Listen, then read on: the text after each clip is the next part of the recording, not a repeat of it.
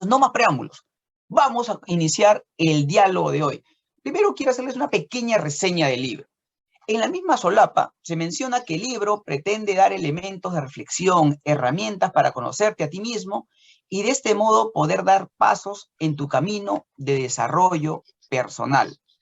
Conversando con Edgardo y luego de reflexionar también con el libro, creo que el libro también es una invitación a cómo hacer cada uno su propio proceso, a cómo podemos tomar la decisión de hacernos cada uno cargo de uno mismo. El libro tiene 5 capítulos. Los 3 primeros capítulos tratan justamente sobre cómo conocernos mejor emocional, física, espiritualmente. Y los 2 últimos capítulos, que me llamaron también mucho la atención, trata sobre las ayudas terapéuticas o los instrumentos que Edgardo presenta para que uno pueda hacer este camino. El libro tiene muchas ironías, tiene metáforas, tiene referencias a intelectuales, a poetas, referencias literarias, referencias de películas. Y es interesante, ¿por qué?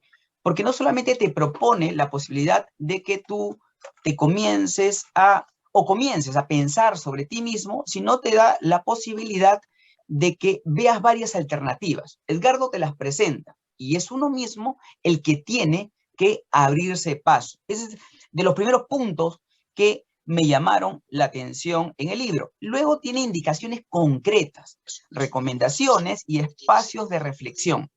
Y yo me quedaría con una frase muy importante. Y dice, si tú no quieres, de nada sirve lo externo. Es decir, no te obliga a hacer el cambio. Te invita, te propone. Y justamente, y ahora sí, dejaré hablar a Edgardo, en la presentación, en la introducción del libro, las 2 primeras líneas, Edgardo menciona, este libro quiere ser una invitación a la vida buena. Edgardo, ¿qué es y cómo se puede conseguir una vida buena? Muy buenas noches, Edgardo. Gracias, Tito, y muchas gracias por tus palabras. Veo que has hecho muy bien los deberes, has hecho muy precisa las puntualizaciones del libro. Pues yo creo que la vida buena es una pregunta para hacer una tesis doctoral, pero creo que en nuestra intuición todos en el fondo buscamos la vida nueva. Lo que pasa es que nunca se ha enseñado ni en los colegios ni en la educación qué es ni siquiera la vida, mucho menos la vida buena. Entonces, en el libro de alguna forma es un reflejo de mi propia búsqueda de una vida, yo diría, buena. Me acuerdo mucho que en mis épocas de CBX, pues queríamos ser buenos, queríamos realmente buscar aquel ideal que siempre tenemos. Y sin embargo, a veces el problema está en que no mirábamos en nuestro interior. Creo que la verdadera vida buena es mi proceso y es el que invito a las personas con las que trabajo, es saber para qué has venido a este mundo, a esta vida. No puede haber otra vida que no es la propia. Si la semilla de mostaza tiene que convertirse en árbol de mostaza. Si se convierte en otra cosa, pierde completamente su identidad y no es nunca lo que verdaderamente es. Entonces, yo diría, para resumir, que la vida buena es ser uno mismo. Tan sencillo y tan complicado como podemos verlo, ¿no? En la página 20 del libro hay un dato que me llamó la atención, ¿no? Dice, la vida es constante cambio. Y hay una frase muy conocida que a veces cambia la frase, ¿no? También en algunos términos, pero dice, Dios y los necios, solo ellos no cambian. Todo es cambio. Y acá dice, la vida es constante cambio. ¿Cómo podemos nosotros asumir el cambio? ¿Cómo podemos enfrentarnos a este cambio? Si tú mismo lo mencionas en el libro, la vida es constante cambio, ¿no? ¿No hay nada perenne o sí lo hay, Edgardo? Creo que es una pregunta muy filosófica. Yo quisiera abordarla desde la experiencia personal de cada uno de nosotros, ¿no? A veces tenemos la sensación de que la vida transcurre y son las circunstancias a las que nos enfrentamos, ¿no? Las vicisitudes de la vida, la que parece que van determinando nuestro camino. Y en parte es cierto, ¿no? Decir que somos totalmente libres de hacer y marcar nuestra ruta no es verdad. Pero sí tenemos un amplio bagaje que podemos decidir para nosotros mismos, ¿no? Entonces, yo creo que el cambio tiene que nacer desde el reconocimiento de que nos vamos transformando constantemente, ¿no? Ya lo decía Heráclito, no hay agua que esté dos veces en el mismo sitio, porque fluye. Y nuestra vida es fluir, ¿no? Y a veces, como vivimos con tanta prisa, parece que a veces corremos detrás de la vida acelerada, intentando alcanzar algún sitio que no conocemos y que no sabemos. Como vivimos en esa trepidante carrera, no nos damos cuenta de cómo vamos cambiando. Y podemos llegar a un momento en la vida en que decimos, pero ¿yo cómo he llegado aquí? ¿Qué decisiones me han traído aquí? Y mirando hacia atrás nos damos cuenta que en muchos momentos hemos sido como una veleta que ha sido llevada por el aire, por las fuerzas externas, y no hemos sabido nosotros poner la dirección adecuada. Evidentemente los vientos son fuertes, los oleajes son grandes, por usar esta metáfora, pero siempre tenemos la posibilidad de coger el timón, de tomar el mando de nuestra vida, de saber por lo menos hacia dónde queremos ir. Dice el poeta que lo importante no es solamente llegar a la meta, sino que en el viaje y en el esfuerzo por llegar a ese lugar es donde está la verdadera gozada y la verdadera sabiduría. Si el hombre y la vida cambian constantemente, ¿por qué hay tanta resistencia al cambio? ¿Miedo? ¿Confort? ¿Qué crees, Edgardo? Un poco de todo, y siendo auténticos, en cada persona es distinto, ¿no? Yo creo que principalmente la educación, yo he sido profesor, me he formado, como bien compartimos con los jesuitas, en una experiencia y en una filosofía y en unas dogmáticas, ¿no? Una ciencia dogmática, y me ha costado mucho trabajo comprender que en el caso personal, en la vida personal, los dogmas a veces lo que pueden hacer es desorientarnos, cuando en realidad su finalidad es ser sencillamente señales. Entonces, yo creo que lo que necesitamos aprender siempre es que la vida constantemente va a estar transformándonos, llevándonos de un lugar a otro, y somos nosotros quienes necesitamos comprender que el cambio es necesario, ¿no? Y que vamos a poder aceptar, ¿no? Que vamos cambiando, que desde el momento que hemos nacido, ¿no? La relación con nuestra madre, la relación con nuestro padre, el grupo familiar al que hemos venido, nos está determinando, nos está exigiendo determinadas cosas, nos va planteando exigencias, y desde el mismo nombre que recibimos ya nos está marcando un camino. Entonces requerimos de un trabajo, yo creo, profundo, a veces muy serio, que nunca nos lo han planteado, ¿no? El trabajo con nosotros mismos. Es decir, no pensemos que justamente la vida, como a veces nos lo hemos planteado, es estudios y seguir una pauta de la sociedad. Creo que el mayor trabajo es esculpirnos interiormente, descubrir quiénes somos, descubrir nuestras pasiones, descubrir nuestros propios engaños. Y todo esto, pues, yo creo que no hay todavía un máster, una educación que verdaderamente nos lo enseñe, o por lo menos nos plantee las preguntas necesarias. Como sucede en muchos aspectos de la vida personal, a veces tenemos muchas preguntas más que respuestas, ¿no? Y está bien que sea así, porque nos marca un camino de búsqueda. y el otro, creo, inconveniente que a veces es necesario mencionar y que no trae muy buena prensa, es que también nos hemos educado en la soberbia, ¿no? Pensamos que ya lo sabemos todos, pensamos que hemos leído, que hemos aprendido, que ya tenemos suficientes conocimientos. Y una de las cosas que yo reconozco siempre, porque creo que es la única verdad que puedo sostener, es mi propia ignorancia, ¿no? Es decir, no sé, la mayoría de las cosas de la vida se las sé. Y solamente desde la actitud humilde del aprendiz, del alumno que busca, podemos comprender que la vida es cambio y transformación. Creo que se está acoplando un micrófono. Sí, es de Carlos Manuel. Que no lo veo, a ver si lo puedes apagar, por favor. Gracias. A ver, justamente con tus palabras mencionabas el tema de cambio, de educación, de búsqueda, y me trae a colación durante el siglo XX, y ahora en estos 20 años que tenemos del siglo XXI, es la época, es el periodo de tiempo en el que más se ha investigado, analizado y reflexionado sobre la persona, sobre el ser humano.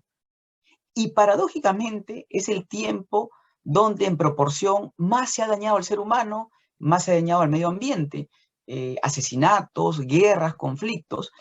Y luego tú mencionas en una parte del libro, y de hecho hoy día vamos a hablar de las pistas, ¿no? Y leyendo el libro se va a poder ampliar más, y mencionas que hacemos, somos actividad desbocada, planificamos y ejecutamos, que me hace pensar en esta sociedad posmoderna, en este homo faber, ¿no? Este hombre que fabrica, hombre que hace, que es parte de esta sociedad, que se piensa mucho en el ser humano, pero el hombre solamente hace. ¿A dónde nos puede llevar tener una práctica sin una teoría, sin una reflexión? Es decir, hacer sin pensar en ningún momento, Eduardo. Yo te respondería, y creo que lo más, también desde una experiencia personal, y creo que muchos de los que están presentes aquí me entenderán. Lo que necesitamos y la clave a veces de la propia vida es la meditación. Yo estoy completamente convencido que sin meditar no vivimos. Y por eso podrás ver que todos los capítulos del libro empiezan con un ejercicio de interiorización y lo que más invito a la meditación.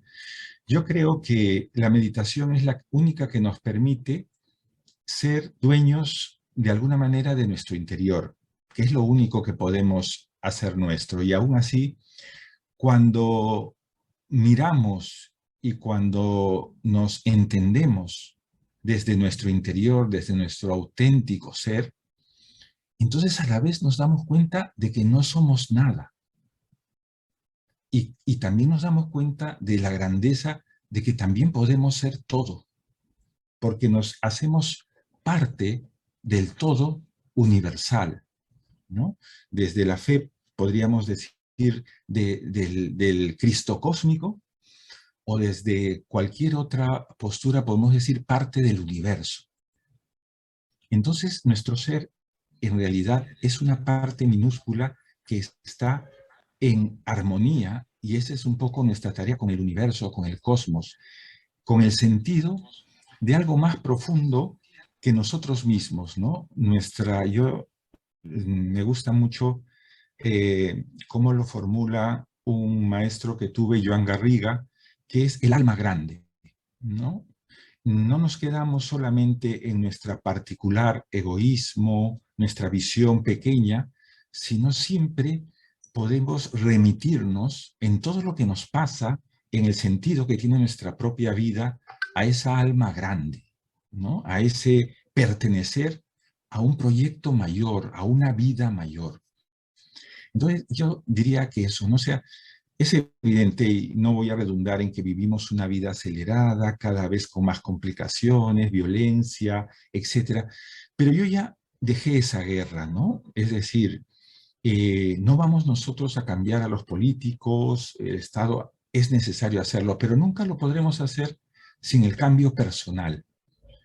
¿no? Y si no enseñamos a las nuevas generaciones un nuevo paradigma, ¿no? El paradigma de personas realmente que son dueñas de sí mismo, que han tomado realmente la responsabilidad de su propio ser.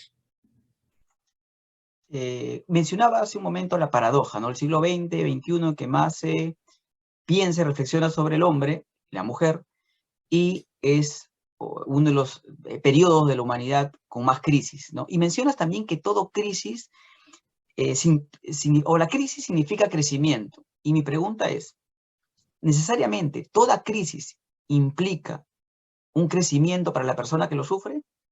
¿O lo vive? Es también en ese aspecto como todo en la vida, siempre el ser humano es un ser que da sentido, un ser de comprensión, ¿no? Por ejemplo, los campos de concentración, ¿no? Son realmente una lección para la humanidad porque deberíamos aprender de ahí algo que no se puede repetir. Y sin embargo, a través de muchas personas que han vivido esa experiencia, han logrado sacar lo mejor de sí mismo. Entonces, yo creo que por ahí tiene que ir nuestra búsqueda y nuestra respuesta, ¿no? Es decir, en un mundo de velocidades, aprender a caminar, en un mundo lleno de palabras, quizás lo que nos hace falta es el silencio. Cuando uno tiene la experiencia de quedarse callado, yo diría que es cuando más aprende, ¿no? A veces el mundo de las palabras lo que hace es confundirnos más. Creo que necesitamos esa voz interior, ¿no? Que logre acallar, porque cada vez que escuchamos gritos, bullicio, en realidad lo que grita y lo que clama en nosotros son los miedos. Y ese es el principal enemigo que nos ha llevado, yo creo, a tantos desastres, yo diría desde las guerras hasta los crímenes, ¿no? Pero miramos siempre solamente lo exterior, miramos el hecho y no vemos que la vida es un proceso, ¿no? Es algo que yo cada vez intento defender más, que si nos quedamos solamente en un hecho puntual, lo analizamos, lo criticamos, queremos cambiarlo, no entendemos nada. Hay que ver todo el proceso que ha llevado a esto, ¿no? Un ejemplo claro lo tenemos en la pandemia hoy en día, ¿no? Si creemos que ahora ha aparecido un virus y nos ha puesto de cabeza el mundo, pues creo que no lo vemos verdaderamente como que llevamos un proceso, ¿no? De cambios alimentarios, de descuido ecológico, todo lo que ya sabemos. Pero siempre es un proceso en el que nos metemos los humanos, porque todo, absolutamente todo en la vida es siempre proceso. Acabas de mencionar uno de los mayores momentos de crisis que nos ha tocado vivir, que es la pandemia, ¿no? Y justamente durante la pandemia, algo de que acabas de mencionar también, ¿no? Hay exceso de palabras, ¿no? Se ha mencionado, o desde la ciencia, por ejemplo, se realizaban las vacunas, salían grupos antivacunas sin ningún fundamento científico diciendo que las vacunas eran malas, o también sin ninguna prueba. Algunos mencionan que el virus se fabricó en China, pero fabricado en un laboratorio, o se produjo en otro país. Hasta he escuchado la versión de que el virus no se fabricó en la Tierra, no se produjo en la Tierra, ¿no? Como tú mencionas, exceso de palabras.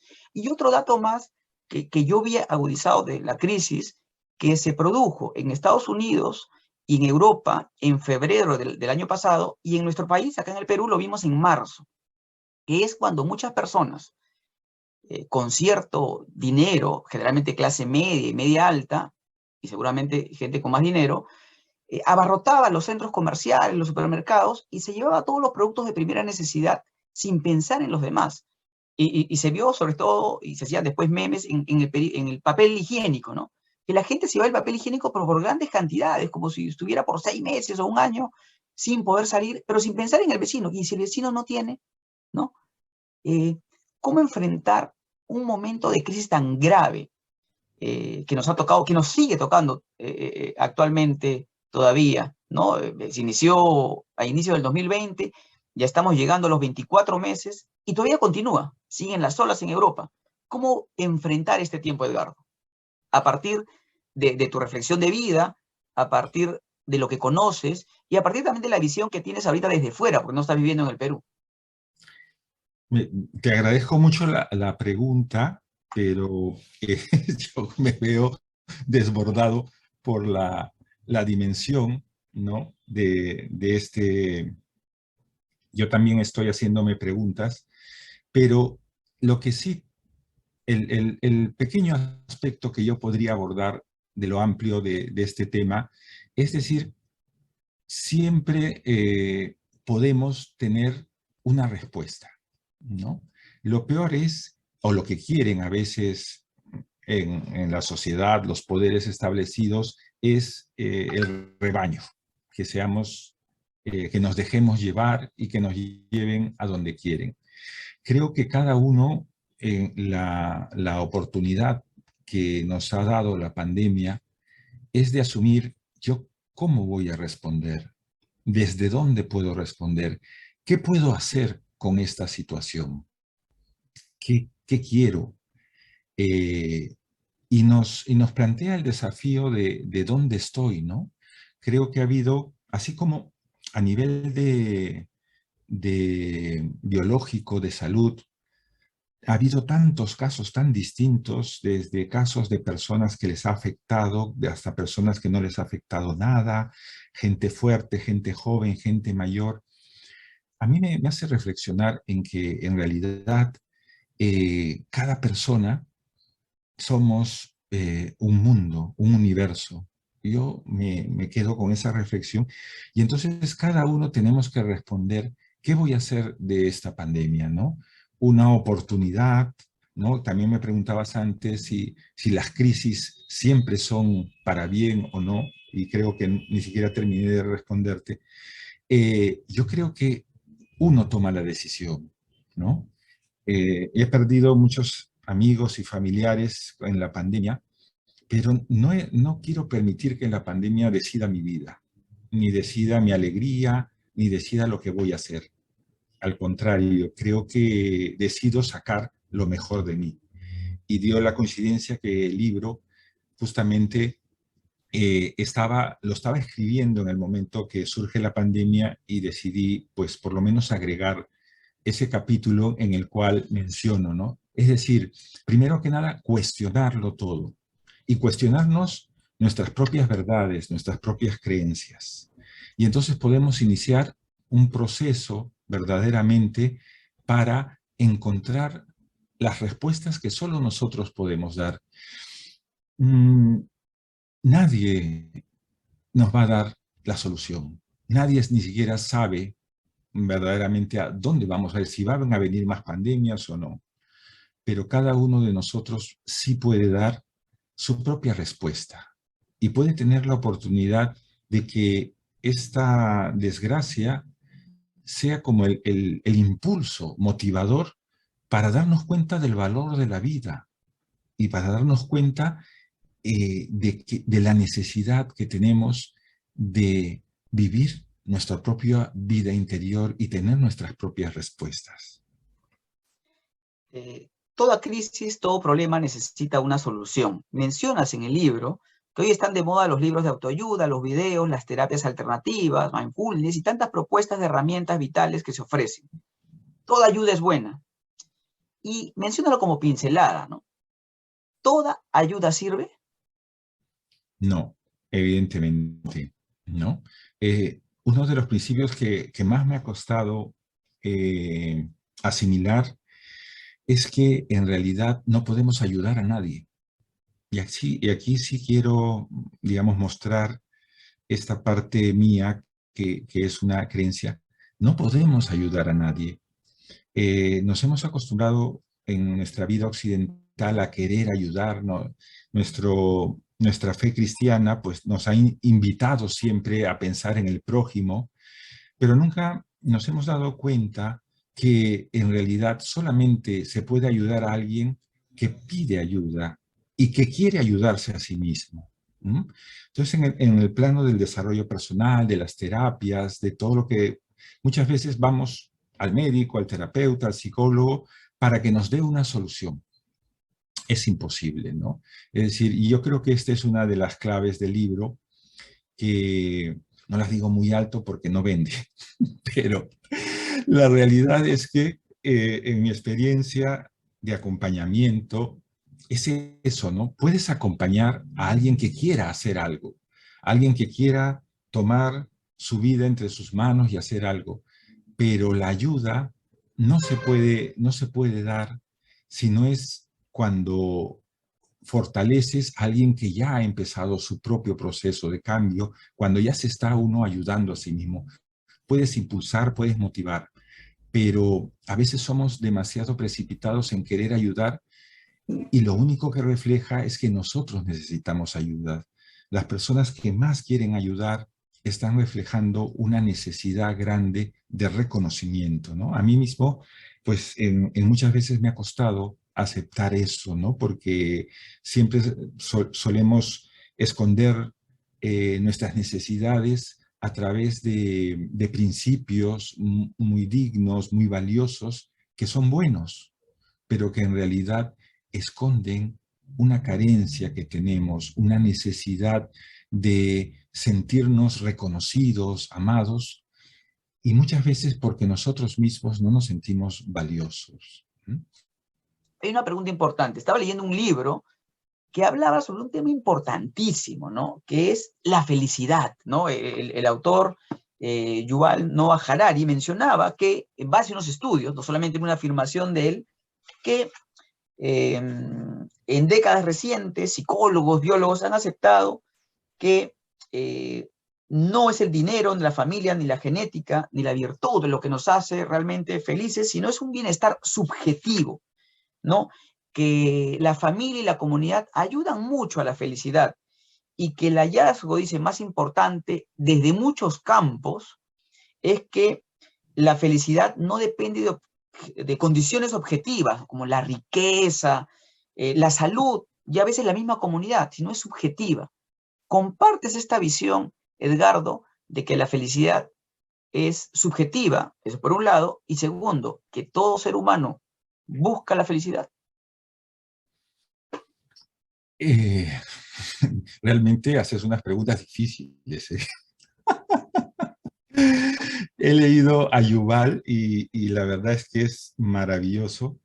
Y sobre todo porque te plantea incógnitas e interrogantes.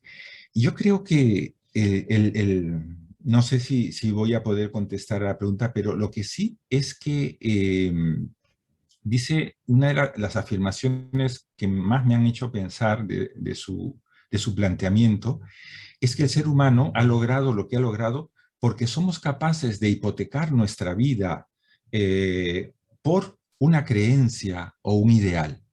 Es decir, los seres humanos, los animales, no les vas a convencer tú a un mono de que te deje todos sus plátanos porque en el mundo del más allá va a conseguir todos los plátanos que quiera, ¿no? Sencillamente se comerá sus plátanos y te mirará con asco. Pero el ser humano es capaz de dejarlo todo por un ideal. Lamentablemente eso nos lleva a los extremismos, a los absolutismos, pero yo diría que es capaz de crear unos universos de sentido propios y eso es lo que nos diferencia, eso es lo que nos ha permitido, como dice muy bien, se puede llenar un campo de fútbol con 70.000 personas gritando Barça o la U o Alianza o lo que sea, ¿no? Si eso lo hicimos y en muchos casos se logran en una buena causa, pues evidentemente podemos remar todos. Es decir, podemos contagiarnos de un proyecto, podemos ilusionarnos, como somos capaces de apostar por algo que no vemos, ¿no? Y como todo, yo también reivindico, todo es de alguna manera dual. tiene su parte positiva y negativa, yin y yang, ¿no? Eso nos puede llegar a grandes logros, pero también nos llega a situaciones espeluznantes, por no citar ninguna. Entonces, la felicidad. Yo creo que la felicidad se habla mucho y como tú sabes, puede haber muchas tesis y podríamos estar toda la noche hablando de la felicidad. Yo invito a la gente que viene a buscarme a mejorar la felicidad, a aumentar sus cuotas de ser feliz, porque no sabemos en realidad en qué consiste la felicidad para cada uno. Sería bueno quizás averiguar, ¿no? Para cada uno en qué consiste la felicidad, ¿no? A mí, por ejemplo, me encanta irme a la montaña. Cuando estoy subiendo una montaña, cuando estoy corriendo, siento que me conecto con el universo y que no necesito nada más, ¿no? Le contaba a un amigo que se quedaba asustado, le digo, yo quisiera morirme corriendo en la montaña, ¿no? Y yo creo, por eso es encontrar uno mismo cuál es juntar estas dos cosas, ¿no? La autenticidad, es decir, encontrar yo para qué he venido al mundo y encontrar qué es lo que realmente me hace sentir vivo, me hace sentir corriendo hacia lo que verdaderamente soy, ¿no? Puede ser que no lo alcancemos, pero el camino es lo que hace disfrutarlo, ¿no? Todas las religiones, todas las ideologías y muchas incluso terapias prometen una felicidad, pero lo que no dicen es a veces la felicidad de quién, ¿no? Porque cada uno tiene que hacerse con su propia felicidad y si realmente nos conocemos a nosotros mismos, ¿no? A veces no será la felicidad solamente la alegría. Conozco muchas personas que han abierto su vida en la relación de ayuda y tú ves verdaderamente heroísmos porque llevan mucho dolor, muchas heridas, pero sabe hacer con ellas una vida digna, una vida positiva y abierta a los demás. Toda herida, y aquí pues me gustaría poner el énfasis en el aspecto terapéutica, toda herida que nos ha pasado en la vida, podemos decidir qué hacemos con ella. Nos podemos volver un monstruo que exige que le paguen una indemnización por haber sido herido, o podemos convertirla en un consuelo, en un apoyo para otras personas. Mire, tenemos un comentario de Elena Manrique, dice, el ser humano es multidimensional y desde allí necesita y puede apelar a múltiples recursos para superar dificultades o atender sus diversas necesidades. Y una pregunta de Segundo Torres, dice, Edgar, felicitaciones y gracias por compartir tu experiencia y las principales ideas centrales del libro. Agradeceré que nos compartas. Y viene la pregunta, ¿cómo podemos apoyar a una persona que ya está siendo acompañada y tiene poca tolerancia al cambio o al fracaso y poca adaptabilidad a la resiliencia, ¿no? Y no se visualiza de aquí a 5 o 10 años? Eh, bueno, en un caso concreto es muy difícil no se puede decir. Yo lo único que diría, no existe una receta, hay que ir paso a paso, ¿no? Y que normalmente una de las cosas que más nos cuesta es dejar que la gente se golpee. Y de verdad, a veces es doloroso y sobre todo cuando tenemos a alguien cerca, ¿no? Pero si esa persona o cualquier persona, estoy pensando en muchos alumnos, no experimenta a lo mejor ese golpe, esa caída, no sabrá valorar ni siquiera las ayudas que tiene, ¿no? Es decir, el camino del esfuerzo, el camino de la vida, está hecho también de golpes. Si los golpes nos hacen fuertes, si no nos matan, también pueden matarnos, ¿no? Es parte del juego. Entonces, no, yo soy muy reacio por la experiencia a que los itinerarios siempre son personales, ¿no? Cada uno tiene que encontrar, y a veces nos tenemos que caer muchas veces y aprender a levantarnos, porque si no, no funciona esto. Luego tenemos comentario de Paola Castillo, ella es educadora y una mujer de ciencia, una mujer muy dedicada a la formación de adolescentes y a la ciencia. Dice, muchas gracias por esta presentación, Edgar. Dice, solemos cargar con muchos pesares y muchas veces nos resistimos al cambio. Sí, eso me gusta esa aportación en decir, una de las más importantes cosas que hacemos y más desde la perspectiva de nuestra fe cristiana es que asumimos cargas que no son nuestras, ¿no? Creo que, bueno, hay muchas imágenes desde el mismo Cristo de la caída, de los pesares, bueno, todo eso ese imaginario ha influido mucho en nuestra concepción de la fe. Pero lo que quiero decir, creo que una de las tareas a veces que yo tengo en la terapia es ayudar a que las personas suelten sus cargas. A veces llevamos cargas que no nos corresponden, por citar una que suele ser muy común.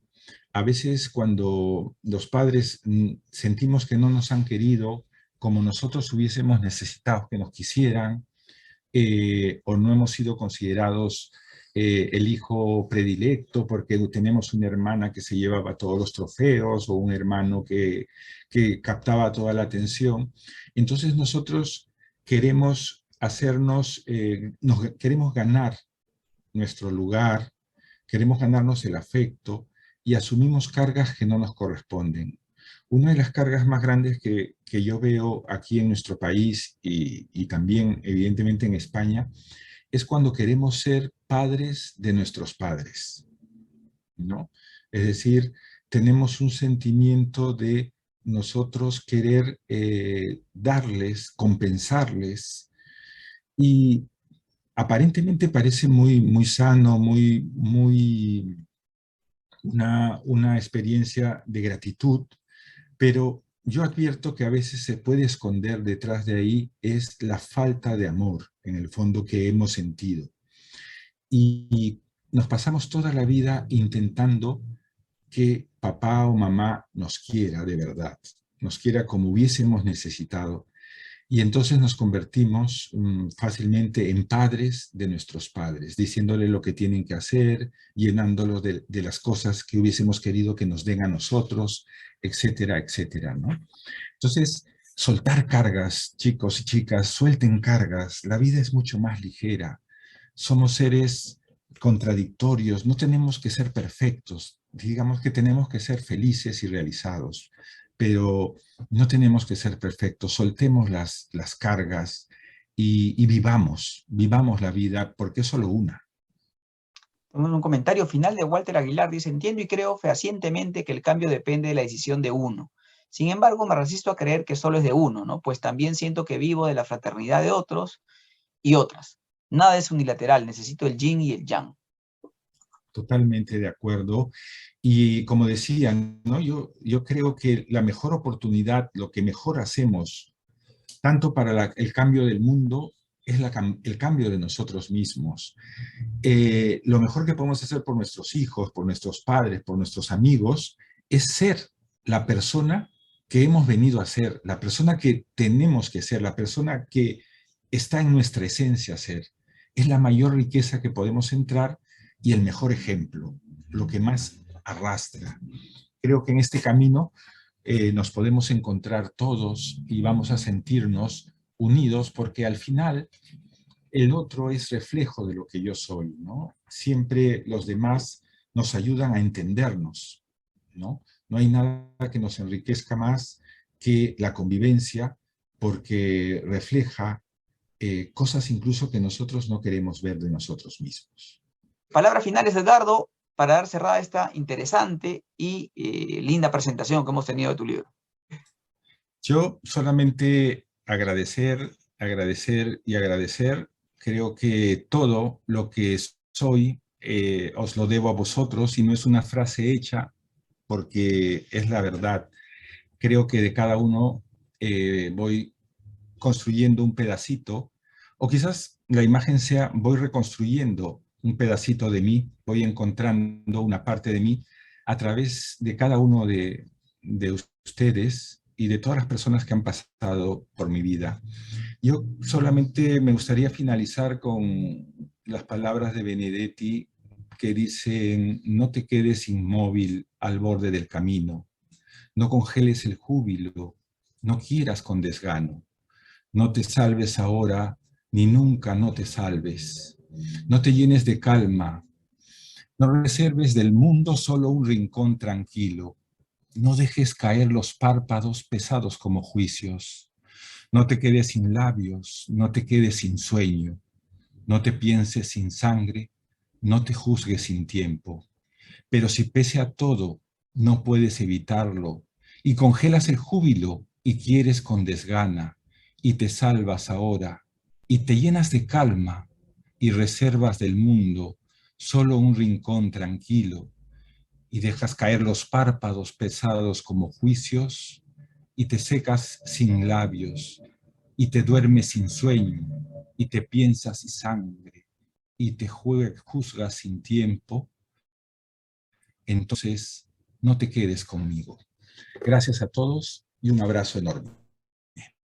Muy bien, yo también quiero agradecer a Vicky y a Walter por la organización, a ti, Edgardo, por habernos conocido, por haberme dado la oportunidad de ayudar en los comentarios, pero más que los comentarios, por poder hacerte las preguntas, ¿no? A partir del libro, que me ha parecido muy provechoso, muy rico, y he aceptado gustoso estar en esta presentación. Muchas gracias también a ti, Edgardo, ha sido un gusto poder conocerte a través de Vicky y Walter, y también, de hecho, agradecer a todos los que están con nosotros hoy día, ¿no?